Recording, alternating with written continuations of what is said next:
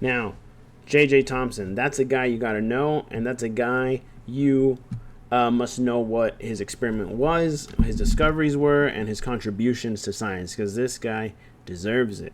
He won the Nobel Prize for discovering the first subatomic particle. He discovered the electron. Now, Dalton had said that atoms were the smallest particle. He said he was atoms were the smallest particles, but J.J. Thompson went on to prove him incorrect. He discovered the electron, and he did that using something called a cathode ray tube, or CRT, right? If any of you have ever seen like those really like old school boxy televisions, this is a profile view. It kind of like have these round back, and then there's like a glass in the front, and then like you might have like older siblings or cousins or something like playing old school video games. Nintendo 64, you'd play them on these. That's the stuff I grew up with, this big old boxy TVs. But anyways, those TVs are called cathode ray tubes. And what is a cathode ray tube? Well, it was just a tube, right, that they run electricity through it, and it creates a beam called a cathode ray.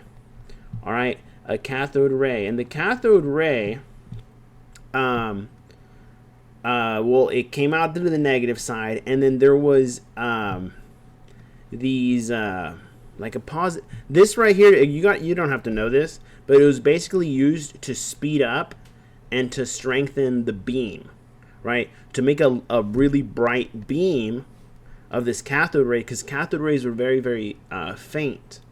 So they needed something to strengthen it. So J.J. Thompson put this part in here to increase the intensity of it and be able to measure it. Now over here on this side, he created what was called a vacuum. A vacuum is when they suck out all the air out and there's no particles in there. There's no air in there. So the beam is flying in through nothing. There's nothing in its way. And what J.J. Thompson did was he had some magnets, his magnetic field. Once again, I think that's to speed it up. What he no. This was to speed it up. This right here is just to see in which direction the beam would flow. So if this beam has any positive particles, it'll move towards the negative side. And if this beam has any negative particles, if it has negative, it'll go to the positive. If it has positive, it'll go towards the negative. So if you put a magnet here, the beam began to move in the direction where the magnet was at. So that proved that there was something in there that had a charge. The cathode had a charge of something. And I'll show you what this experiment looks like in this video here. It looks kind of wonky, but this is the cathode ray, and you see he's got a magnet, and depending on where the magnet's at, it pushes or it pulls in the cathode beam. And it turns out a cathode beam is just a beam of electrons. So electrons are negative, right? During this experiment, J.J. Thompson discovered a few things. He discovered how fast the electrons moved, and he discovered what was called the mass to charge ratio. The mass to charge. The mass, there's different variables that you use, but it's mass. The mass to charge ratio. It's one of the ways you have to measure things. Since you can't use a scale, they use clever ways of measuring these things. If you ever study physics, you'll get into detail of how they go about it. All right, but this is the cathode ray tube. That's his experiment, and it's one of the most important things for you to remember. And now, at this current time, what J.J. Thompson thought of the atom, he said, well, there's something small. He said there's electrons. There's a negatively charged particle. And he said that since matter is solid, and these particles are so fast, these particles must be embedded into into the atom.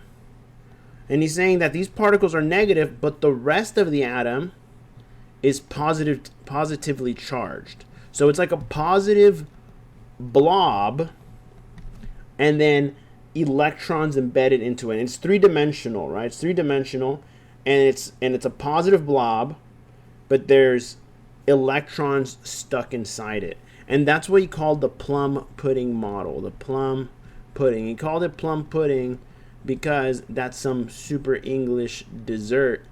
It don't look that good. If you guys speak any Spanish or Latin dishes, capirotada, it's like a bread pudding. Kind of reminds me of that, but I don't know. I don't like it. Sorry, Mom, if you're watching. If you're watching this, Mom, please don't be upset. All right. She won't watch this. She doesn't speak English. All right, but anyways, let's check it out. Is this all we're going to talk about? So it's things you got to know. Oh, you got the notes on that. But anyways, that's basically it. That's what J.J. Thompson did. That's his model. Remember the model. Remember who made the model. Remember the parts of the model. It's not that there was positive particles. It was a positive ball with negative particles stuck inside it. All right, so it's a blob with negative things in it. That's what he thought the atom was. Later on, another scientist is going to be like, yo, this was wrong. It's one of his students. One of his students went on to prove him incorrect. But he taught a bunch of brilliant people. 9 of his students got Nobel Prizes. So, teacher of the century. But, oh yeah, Robert Millikan is the one that came up with the mass to charge ratio of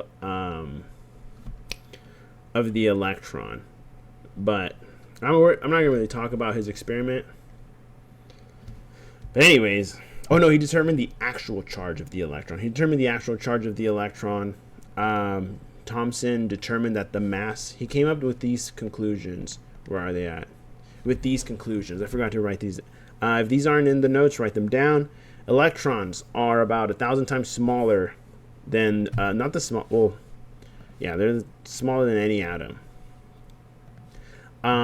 When something is positive, it's because they're missing electrons. Something is negative because they had too many electrons. These are things that Thomson came to conclusion to. And then number 4, that's the plum pudding model. All right. This number 3, the current. He found out that electrons flow from negative to positive. But if you look at any like circuit, in physics, or you look at any battery, at this point in time, batteries had already been invented and had been kind of normalized. So, and the way they thought batteries worked was that batteries work from positive to negative, that it goes the other way around. But since that was already so popular, they just kind of left it at it as is, and to this day it's still wrong. So, but it doesn't really affect anything, because in science, positive and negative is just what way you're observing, right? Is it coming in or is it leaving? Is it going backwards? Is it going forwards? That's all. It doesn't really matter. It just changes the sign, positive or negative, but the value's the same. So don't get too hung up on it and be like, what? But yeah, sometimes popularity wins, even with evidence. All right. We're going to talk about Ernest Rutherford. This guy was one of his students. Super good. All right.